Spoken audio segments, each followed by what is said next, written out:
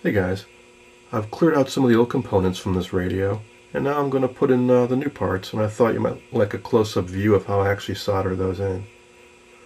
If you recall, there was an old capacitor going across here.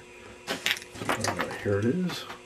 So I clipped this out, then I did actually go ahead and use some solder wick and my soldering iron, and I removed the excess solder and the old lead from this lead and the lead over here. So the new capacitor is going to be going across right in there.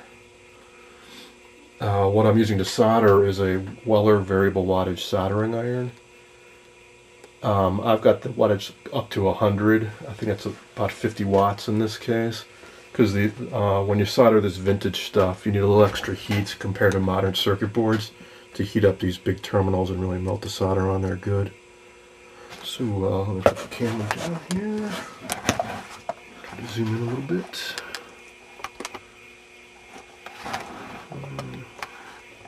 That'll be good.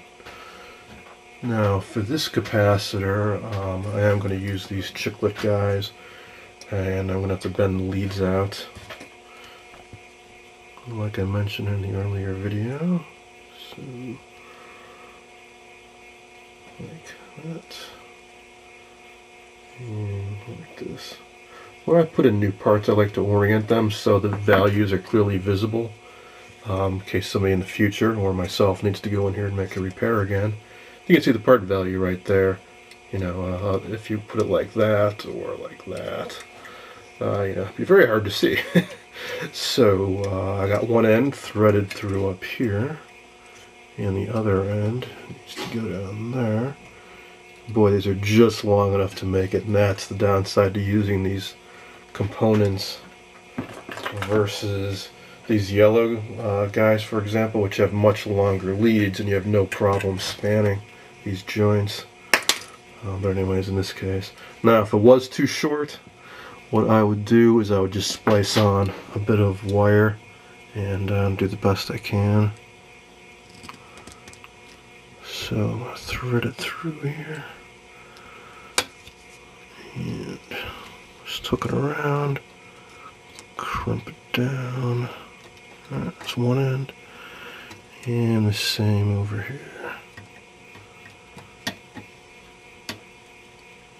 Alright, now just a matter of getting off my soldering tip and my wet sponge here. I'm going to be using some Custer 6040 rosin core solder. Never use acid core solder, it will destroy your joints and your electronics. Heat up one side of the terminal. Oh, don't want to do that one yet, because actually I got to put a resistor over there, so I'll do this one.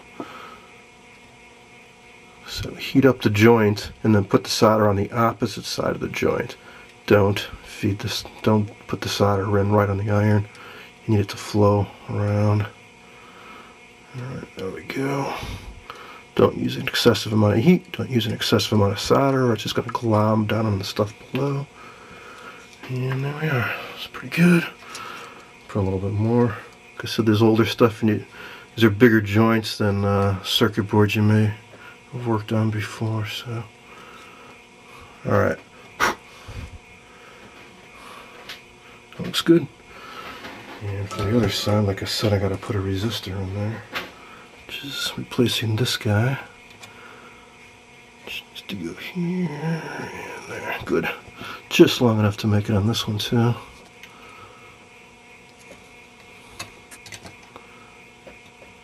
Bend it around.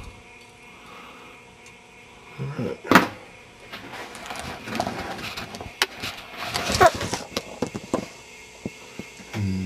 Let's see. Let's see better. Somewhere. There we go. And repeat. Heat one side, solder on the other.